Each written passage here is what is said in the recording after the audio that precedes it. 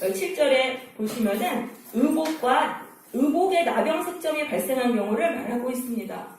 자, 이거는 옷에 퍼지는 곰팡이에 대한 처리법을 말씀하시는 것입니다. 곰팡이도 나병처럼 확 퍼집니다. 죄의 부패성을 상징하는 것입니다. 그러면 이건 뭐냐면 옷에 발생한 나병의 처리법은 뭐냐면은 우리를 둘러싸고 있는 이 환경을 통해서 들어오는 죄를 어떻게 처리해야 되는지를 말씀하시는 것이 되겠습니다. 우리가 곰팡이가 핀 옷을 입고 있으면 인간의 몸에 그것이 간접적인 영향을 줍니다. 그런데 우리가 사용하는 도구와 환경을 통해서 거기에 죄의 요소들이 있을 때 우리가 영향을 받게 되는 것입니다. 그럼 그것들을 어떻게 처리해야 되는지 말씀을 보겠습니다. 47절, 의복에 나병 색점이 발생했어요. 근데 그 의복이 털로 된 옷이든 배로 된 옷이든 그 날이나 씨에, 날은 뭐냐 하면은 세로로 짜인 실을 말합니다. 그리고 씨는 가로로 짜인 그 실을 말합니다. 거기에 색점이 폈어요. 아니면은 가죽이나 가죽으로 만든 모든 것이라고 되어 있어요. 가죽은요, 가공을 안 하는데 털이 붙어 있는 옷이에요. 그럼 이건 싼 제품이에요. 근데 가죽으로 만든 모든 것은 가죽을 가공한 것으로 좀 비싼 옷이에요. 그러니까 싼 옷이든 비싼 옷이든 이걸 상관하지 말고 거기에 이제 색점이 이렇게 폈으면은 제사장에게 가져가는 거예요. 그럼 제사장이 그 옷을 진찰하고 7일을 간직을 합니다. 7일을 간직했다가 딱 옷을 펴봤는데 그게 막 퍼졌어요. 퍼졌으면 이게 악성 나병이다. 악성 곰팡이균인 것입니다. 그럼 그거를 바로 불에 불살라야 돼요. 52절에 보시면은 그것을 모두 불살으라고 되어 있습니다. 자, 그러면 뭐냐면 당시에는 옷이 귀해요. 그래서 옷을 불사른다는 게 쉬운 게 아닙니다. 그렇지만 그게 죄의 요소가 된다면은 그거를 과감하게 버리라는 말씀입니다. 과감하고 아낌없이 버리라는 그런 말씀이에요. 우리의 도구와 환경을 통해서 죄가 우리 가운데 들어오지 못하도록 하라.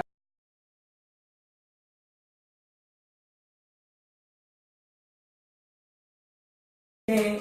자, 실족하게 한다는 것은 죄를 짓게 하는 그 유혹을 자꾸만 준다면은 그것을 버리라는 말씀입니다. 그래서 이 오른손이라는 것은 나를 죄짓게 하는 도구와 원인으로 작용하는 것이 되겠습니다. 나를 자꾸 죄짓게 하는 그런 요소가 있으면 그 환경을 우리가 제거해야 한다는 말씀입니다. 그러니까 다 취하지 말고 좋은 것만 취하라는 말씀입니다. 선하고 가치 있는 것을 취하고 또 악은 어떤 모양이라도 이 모양은 사실 종류라는 뜻입니다. 원어를 보면은 모든 종류의 악을 버려라. 그러니까 이 죄라는 게 사람에서 사람을 통해서도 전염이 되지만 우리가 사용하는 그 도구와 환경을 통해서도 죄가 우리에게 전염이 되는 것입니다. 그러니까 나를 힘써서 지켜야 되는 거예요. 나를 지키지 않으면은 우리가 죄로 물들기 때문에 그런 것들을 잘 살펴야 되는 것이죠. 자, 다음에 53절을 보겠습니다. 제사장이 보기에 색점이 의복의 날이나 씨에 이제 퍼지지 않았어요. 퍼지지 않았으면은 또 7일을 또 그거를 간직을 했다. 7일 후에 또 보는 거예요. 54절. 7일 동안 간직했다가 이제 빨아요. 빨고 나서 이제 7일을 지켜봐요. 그럼 빨았으면은 이게 색점이 빠져야 돼요. 색점이 빠지면 곰팡이균이 떠나는 거예요. 근데 그리고 색점이 빠지지 않고 그대로 있으면은 부정하니까 이건 불사르라고 되어 있습니다. 그랬는데 이제 빨았는데 56절에 그 옷을 빨았어요. 근데 색점이 옅어졌어요. 그러면 이제 곰팡이균이 빠지니까 그 부분만 이렇게 잘라내서 사용하라는 그런 말씀이 되겠습니다. 14장은 나병 완치 시에 정결 의식을 말하고 있습니다. 자, 나병으로 부정하다는 선고를 받고 이스라엘 진영 밖에서 쫓겨났어요. 근데 그 사람이 나병이 나은 거예요. 나병이 나았을 때 이제 진영 안으로 들어오는데 1차, 2차 정결 의식을 해야 돼요. 그거를 통해서만 이 사람이 안으로 들어올 수 있어요. 그럼 이 1차, 2차 정결 의식은 바로 예수님의 십자가를 말하는 것입니다. 예수님의 십자가를 통해서 인간이 이 죄에서 다시 하나님의 용서받고 하나님의 백성의 공동체로 들어와서 온전한 삶을 살아가는 것을 말하는 것입니다. 자, 나병 환자가 이제 그 나병에서 고침을 받았어요. 그러면은 제사장에게 데려가는데 3절을 보시면 제사장이 진영 바깥으로 나가요. 나병 환자는 진영 안으로 못 들어오니까 제사장이 나가서 진찰을 해요. 그래가지고 이제 정말 나았어요. 그러면은 제사장이 이제 준비를 시킵니다. 정결 의식을 치러야 돼요. 그러니까 1차 정결 의식을 위해서 4절 4절에 보시면 정결한 새 2마리, 백향목, 홍색실, 우슬초를 가져오게 해요. 그럼 정결한 새 2마리는 뭐냐면은 그 레위기 11장에 보면 부정한 새로 규정된 거 있어요. 그거를 제외한 나머지 새들 중에 2마리를 준비합니다. 그럼 부정한 새는 뭐냐면은 독수리, 솔개, 까마귀, 타조, 갈매기, 올빼미, 부엉이, 박쥐 이런 거예요. 걔네들을 빼고 나머지 새 2마리를 준비해요. 그리고 백향목을 준비하는데 이거는 잘 썩지 않는 나무예요. 그래서 영원한 생명을 뜻하는 것입니다. 그리고 홍색실을 준비하는 거는 이거는 피색이잖아요. 건강을 말하는 것입니다. 혈색이니까 건강을 말하고, 우슬초라는 거는 길고 가느다란 풀이에요. 이걸 묶음으로 만들어서 뿌리개로 사용했습니다. 그래서 예수님이 십자가에 달리셨을 때 그 포도주를 적신 거를 이제 이 우슬초에 내어서 입에 대었던 거죠.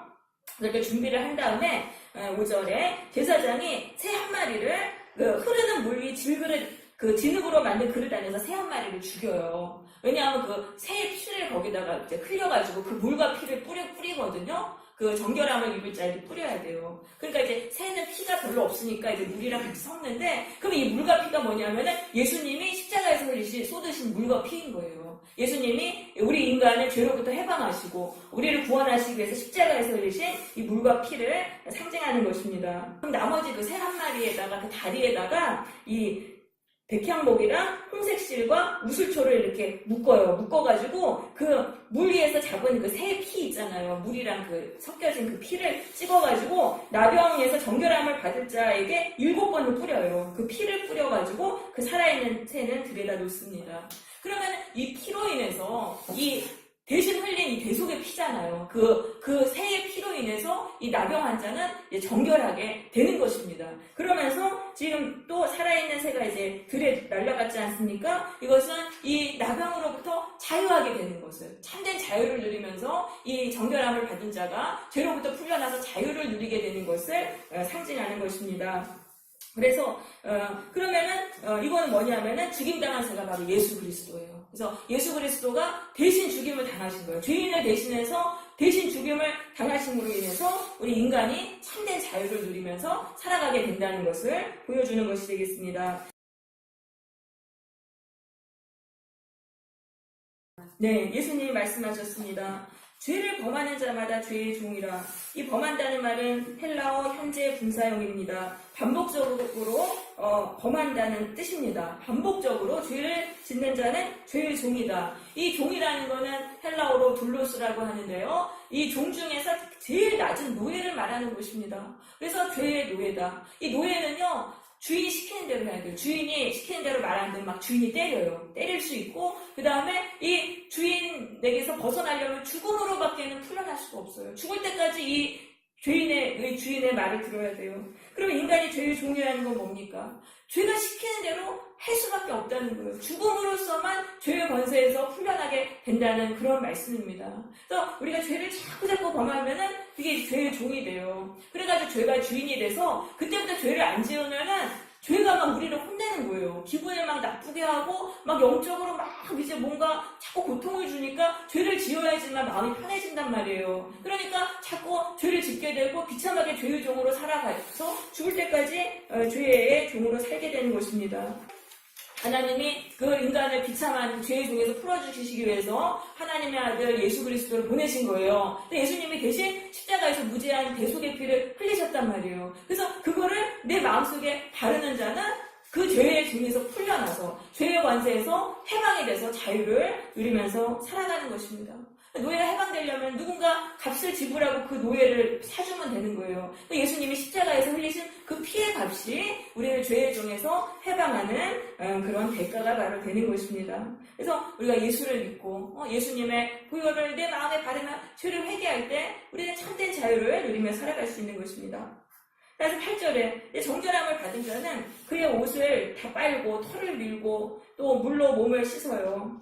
그러면 이건 뭐냐면 이거는 회개를 말하는 것입니다. 내가 이제 예수님의 보혈로 내가 내 죄를 씻김받았으니까 난 이제 죄는 버리고 하나님 뜻대로만 살 거야. 이렇게 결단하는 것을 말합니다. 자, 그렇게 한 다음에 이제 진영으로 들어와요. 진영으로 들어가는 거는 하나님의 백성의 그 공동체 속으로 들어가게 된다는 말씀입니다. 우리가 십자가에 달리신 예수의 보혈로 내 죄를 회개하는 사람은 그때 이제 하나님 하나님의 백성이 되는 거예요. 하나님의 백성이라는 그 영적인 세계로 들어가는 거예요. 하나님이 진영 안에 우리를 넣어주시는 거예요. 그런데 그 진영에 들어와서 그 사람들하고 이제 막 교제, 자기 장막으로 들어가서 이제 일상생활을 할 수가 없어요. 왜냐하면 그 장막 밖에서 7일을 머무르면서 2차 정결 의식을 준비합니다. 하나님 앞에서 내가 바르게 서는 그것을 위해서 2차 정결 의식을 해야 돼요.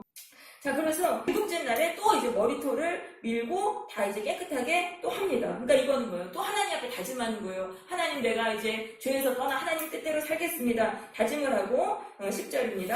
8째 날에 어린 수량 2마리와 1년 된 어린 암양 1마리, 그러니까 양을 모두 3마리를 준비합니다. 그리고 고운 가루 10분의 3에바, 이건 70리터의 그 곡식가루를 준비하고요. 기름 섞인 소재물과 기름 1로, 기름 0.31리터를 성막으로 가져와요. 그러면 제사장이 모두 양이 3개잖아요.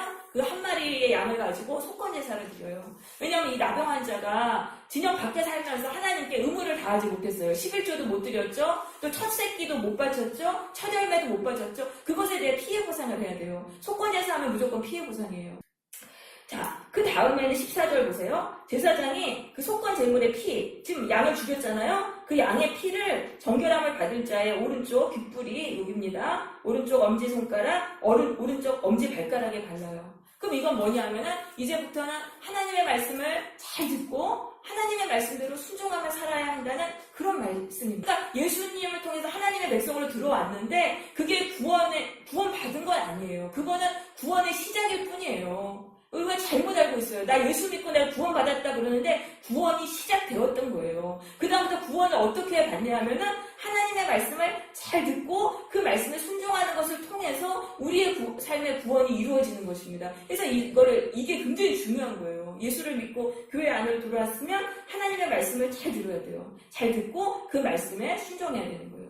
그러니까 하나님의 말씀이 그 생명의 동아줄이에요. 하나님이 지금 하늘에서 이 말씀을 내려주시는 거예요. 그래서 그 말씀을 붙잡고 우리가 온 마음으로 순종할 때 우리가 우리의 삶에 처한 그 어려운 상황에서 거기서 풀려나는 거예요. 그렇게 해서 점점 우리의 삶에 구원이 이루어져서 구원이 완성되는 것입니다. 그래서 구원은 점진적으로 일어나는 것이지 절대적으로 한 번에 그 사건으로 일어나는 게 아닙니다. 그래서 하나님의 말씀을 잘 들어야 되는데 이렇게 예배를 드릴 때 우리가 정신을 집중해야 돼요. 하나님이 나에게 주시는 말씀을 어떻게 해서든지 받아가야 돼요. 그 말씀이 어떤 말씀이 내 마음에 팍 왔잖아요. 그럼 하나님이 그 말씀을 주신 거예요. 그 말씀대로 한번 구원해 주신다고. 그러면 그 말씀을 붙잡고 죽기 살기로 우리가 순종해야 돼요. 그러면 순종하지 못하게 하는 게 내 안의 죄고 다른 사람의 죄란 말이에요. 그 죄를 정말 보혈의 능력으로 씻어내면서 우리 기도하면서 하나님께 순종함을 해야 되는 겁니다. 그렇게 순종하면은 갑자기 내 삶의 어려운 상황이 이렇게 풀리면서 넓은 지경으로 나가는 거를 체험하게 됩니다. 거기서 구원이 이루어지는 거죠. 그럼 또 그 상황에서 또 말씀을 내려주시면 죽기 살기로 말씀 붙잡고 또 순종하면 또 거기서 열리고 해서 우리의 삶이 그렇게 해가지고 구원이 이루어지는 거예요. 그래서 꼭 하나님의 말씀에 순종해야 한다는 말씀입니다. 자, 15절입니다.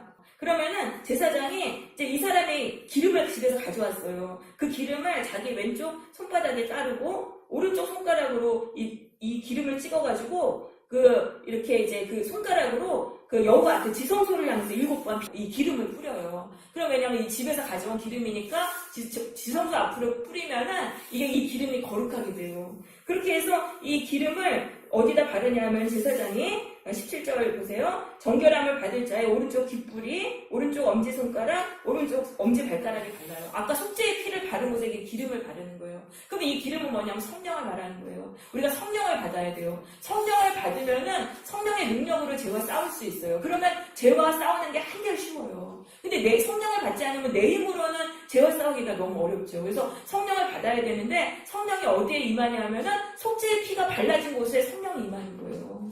또 우리가 죽도록 막 기도하고 막 그런다고 성령 받는 게 아니고 이것은 예수의 보혈을 내 마음에 바를 때 그 사람의 마음속에 성령이 임하는 것입니다. 성령 받으려면 내 죄를 주님 앞에 고백하면서 보혈을 바르면서 계속적으로 회개 기도를 해야 돼요. 그럴 때 성령이 내 마음속에 임하게 되는 것입니다. 그럼 18절에 근데 이 손에 기름이 남아있잖아요. 그거를 이제 정결함을 받을 자 머리에다 이렇게 막 바릅니다. 그럼 이건 뭐냐면은 이 생각이 이 성령의 지배를 받아야 된다는 말씀입니다. 우리의 생각이 성령으로 지배를 받으면 사탄의 모든 미혹에서 확 풀려나요. 그래서 진리를 알게 되는 것이죠. 그 다음에 이제 19절입니다. 그 다음에 제사장이 속죄제사를 드려요. 양이 2마리가 남았잖아요. 그 1마리로 속죄제사 드리고 또 나머지 1마리로 번제를 드려요. 그리고 나서 이제 그 곡식가루 가져온 걸 가지고 이제 소제를 드립니다. 그럼 이건 뭐냐면은 이제 과거의 죄는 속건제사로 용서를 받았어요. 그럼 이 사람의 마음속에 남아있는 그 죄를 예수의 보혈로 희생제물의 피로 씻어내는 것입니다. 그리고 번제는 헌신입니다. 앞으로는 죄에서 깨끗하게 고침받고 하나님의 뜻대로만 살 것을 결단하는 것입니다. 그리고 소제라는 건 감사를 말합니다. 그래서 그 죄에서 구원해 주신 것을 감사하면서 사는 것을 말하는 것입니다. 그래서 성도는 어떻게 살아야 되냐면은 계속해서 예수의 보혈로 죄를 씻김 받아야 돼요. 그리고 하나님의 뜻대로 살아야 되며 나를 죄에서 구원해 주신 그 은혜에 보답하면서 삶을 살아야 되는 것입니다. 그렇게 2차 정결 의식을 모두 마친 후에 이제 가족에게로 돌아갈 수 있었습니다. 자, 21절, 22절은 가난한 경우에는 양을 3마리를 준비할 수 없어요. 이제 정결 의식을 치르려면 양을 3마리 준비해야 되는데, 그러니까 나머지 양 2마리를 비둘기로 이제 대체하게 하신 그런 부분이 되겠습니다. 자, 그렇게 해서 우리가 하나님의 백성이 되어서 그 복을 누리면서 살아간다는 게 이렇게 이런 과정을 통해서 이루어진다는 것을 꼭 기억하시기 바래요. 우리는 1차 정결 의식만으로 딱 그냥 말아버리는데 그게 아니라는 거예요. 그거는 구원이 시작된 거고 그 이후에 우리가 구원받으려면은 계속적으로 속죄제와 번제와 또 이 소제의 삶을 살아야만 하는 것입니다. 그리고 하나님의 말씀을 듣고 순종하는 그런 삶을 살아야 한다는 거 말씀을 드렸습니다. 자, 이제 33절부터 48절은 집에 생기는 곰팡이에 대한 부분인데요. 가나안 땅에 들어가서 집에 나병이 생겼을 때, 집에 곰팡이균이 생겼을 때를 말합니다. 그럼 이 가나안 땅은 뭐냐면은 이 세상에 세워진 하나님의 나라, 교회를 말하는 것입니다. 그리고 집은 공동체예요. 그래서 교회 공동체 안에 죄가 생겼을 때는 어떻게 해야 하는가? 그것에 대해서 하시는 말씀이 되겠습니다. 35절에 그 집 주인은 제사장에게 가서 말해야 됩니다. 그래서 예수님 앞에 이 교회의 죄 문제를 갖고 기도해야 돼요. 기도하지 않으면은 이게 교회 안에 죄가 다 퍼져서 교회에 병이 듭니다. 그러면은 제사장이 이제 관찰을 해요. 37절입니다. 근데 정말 집에 색점이 생기고 오목하면은 그 집을 일주일을 폐쇄를 해요. 일주일을 폐쇄했다가 또 가서 봤는데 그게 또 막 퍼지면은 그 색점이 있는 돌은 다 빼내요. 빼내서 성과 부정한 곳에 버리고 또 거기 흙을 다 긁어내고 흙도 버리고 다른 돌과 흙으로 그 집을 보수한다는 내용입니다. 그럼 이건 뭐냐면 이제 예수님이 그럼 교회 안에 왜 죄가 퍼져요? 사람들 때문에 퍼지는 거예요. 죄를 짓는 사람들 때문에. 그럼 그 예수님이 그 사람들한테 회개의 기회를 주세요. 그게 7일 동안 폐쇄한다는 게 그거예요. 너희들 빨리 죄를 버려라. 너희들이 죄를 버려라. 예수님이 회개의 기회를 주시는데 그때 회개를 해야 돼요. 근데 회개를 거부하잖아요. 그럼 예수님이 이 사람들을 쫓아내는 거예요. 쫓아내서 어디에 쫓아내냐면 성과 부정한 곳. 그건 뭐냐면 하나님의 축복을 받을 수 없는 그런 영적인 상태가 되게 하신다는 거예요. 그러니까 교회는 계속 나오죠. 이 사람들이 교회는 계속 나오는데 하나님이 주시는 그 복을 받는 영적인 그 세계가 있어요. 거기서 그 참된 그 교회의 영역에서 이 사람들을 다 빼내세요. 추방해 버리세요. 그러니까 이 사람들은 교회에 와도 하나님을 만날 수가 없어요. 그리고 참된 성도들하고도 교제를 못하게 하세요. 왜냐하면 그 사람들의 죄가 이 사람한테 참된 성도들한테 퍼지지 못하게 하시는 거예요. 그러니까 그 사람들은 교회에 와서도 막 죄인들끼리만 교제하고 하나님도 만나지 못하고 그리고 돌아가는 거죠. 그리고 나서 이제 예수님은 교체를 하시는 거예요. 그 죄인인 사람들을 빼내고 그 사람이 맡은 일을 죄가 이제 퍼지지 않은 사람한테 줘가지고 다시 교회가 유지되게 하신다는 것입니다. 그래서 내가 죄로부터 나를 깨끗하게 하고 그래야지만 하나님께 쓰임받을 수 있습니다. 자, 그래서 43절을 보세요. 돌을 빼내고 집을 깨끗하게 했는데 또 색점이 또 발생했어요. 그래서 제사장이 보니까 이런 경우에는 이제 악성 곰팡이균이죠. 부정하다 하면서 그 집 자체를 다 헐어버려요. 그러니까 죄가 계속 발생하는 교회는요. 예수님이 이제 그 교회를 완전히 버려버리시는 거예요. 똑같은 죄가 계속 반복되는 그런 교회들은 이제 이미 자정 능력을 잃어버렸어요. 그래서 거기는 다 떠나시고 이제 하나님이 떠나시고 그 교회에 가서 예수님을 만날 수가 없어요. 하나님 만날 수 없고 겉으로는 이제 십자가를 지고 있지만 그 안에서 하나님 믿는다고 막 하는데 사실은 그게 정말 어떻게 생각하면 귀신들의 놀이터처럼 그렇게 돼버리는 경우가 많이 있습니다. 그래서 이게 교회를 새로 짓는 게 중요한 게 아니라 교회의 순수성을 지키는 게 중요한 거예요. 교회의 거룩을 지키는 게 중요하고 교회의 성도수를 많이 늘리는 게 중요한 게 아니에요. 이 교회 안에 거룩을 지키는 것이 중요한 것입니다. 46절 보세요. 그 집을 폐쇄하는 날 동안에 들어가는 자는 저녁까지 부정하다. 그 집을 폐쇄한다는 거는 뭐예요? 곰팡이분이 퍼지니까 부정하니까 폐쇄했잖아요. 그럼 이건 뭐냐면 죄가 퍼진 교회예요. 죄가 퍼진 교회에 들어간 사람은 저녁까지 부정하게 된다. 그 죄에서 그 교회에 있는 그 죄의 영향력을 받는다는 거예요. 그래서 우리가 교회에 함부로 들어가면 안 돼요. 이 교회 저 교회에 막 들어가면 안 돼요. 그 교회에서 거룩한 영향력을 받아올 수도 있지만 그 교회 안에 있는 그 죄의 영향력을 또 받아올 수 있는 것이죠.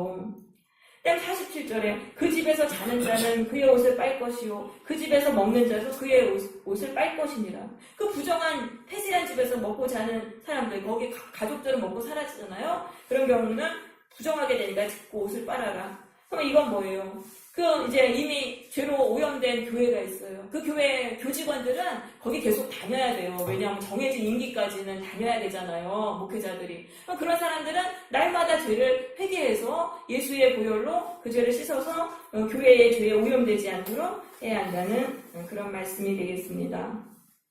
자, 그다음에 이제 정결하게 된 그런 집도요, 또 정결의식을 해요. 49절부터 보면 정결의식이 나오는데 1차 정결의식만 합니다. 이제 집의 경우는 새 2마리를 가지고 이렇게 하는 그것만 하게 됩니다.